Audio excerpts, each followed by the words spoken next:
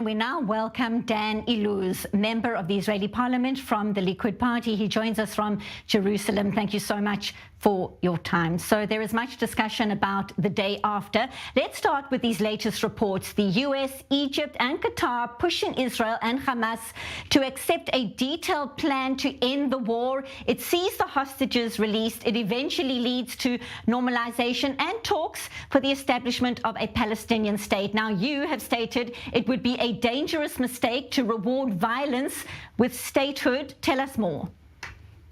About the Palestinian state, I think it's very clear that over the years, I myself have been opposed to a Palestinian state for security reasons. However, when we're talking about establishing a Palestinian state in this timing after the October 7th attack, then the way it will be remembered in history is like giving a prize to terror. It basically gives a message in history that if you do a massacre like what was done on October 7th, then you will be rewarded with diplomatic gains. You will be rewarded with statehood. And that's a message that we cannot give history. And therefore, not only is my regular opposition to Palestinian statehood relevant now, this is a time where it should be off the table completely so that Hamas doesn't get this historical gain that it can then see as a very big win and be remembered in Palestinian history as the one that gave the Palestinian statehood.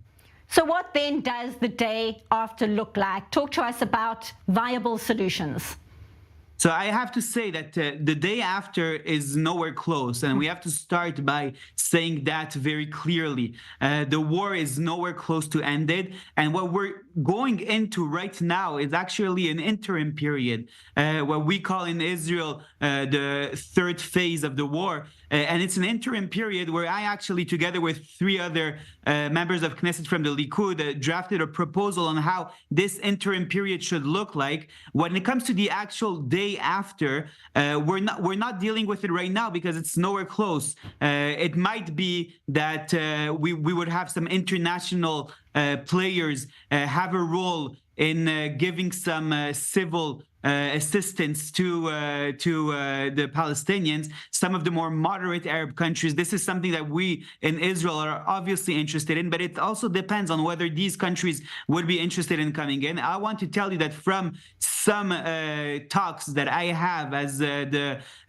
chair of the caucus for the Abraham Accords with different players around the world, they tell us that before they even think about being involved in Gaza, they want to see Hamas gone. They want to see Hamas defeated because they don't want to get into this hotbed with Hamas still there. And therefore, we first need to focus on defeating Hamas. You spoke about different proposals that are thrown around about ending the war now. They're completely irrelevant to us in Israel. And the Prime Minister made it very clear tonight also. Obviously, we want our hostage released, but ending the war when Hamas is still in power is not an option after what we've seen on October 7th. Benjamin Netanyahu made it very clear his thoughts on those demands from what he called the Hamas monsters, and absolutely every Israeli needs to feel safe, whatever the solution looks like for the day after. But when you hear the United States talking about this revitalized, reinvigorated Palestinian Authority,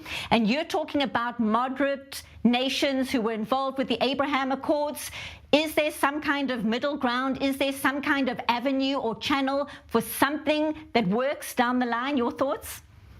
Listen, I don't know what a revitalized Palestinian Authority means. What I know is that the Palestinian Authority today pays salaries to the murderers of Jews, to terrorists, including, by the way, the terrorists of the October 7th attack, which they already announced that they want to pay them salaries. It means that they incentivize terrorism. They teach terrorism in school. They incentivize terrorism also through education. It's not a moderate group that we can deal with. When I talked about the Abraham Accord countries, that's exactly the opposite. They actually reformed their education system in order to remove any incentivizing of anti-Semitism or of terrorism. And therefore, I see them as potential partners. A revitalized Palestinian Authority might be something that sounds nice in theory, but I don't see it in practice in any way.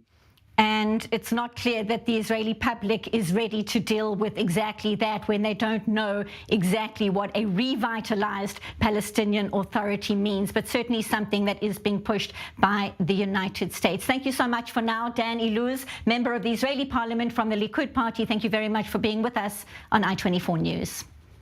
Thank you.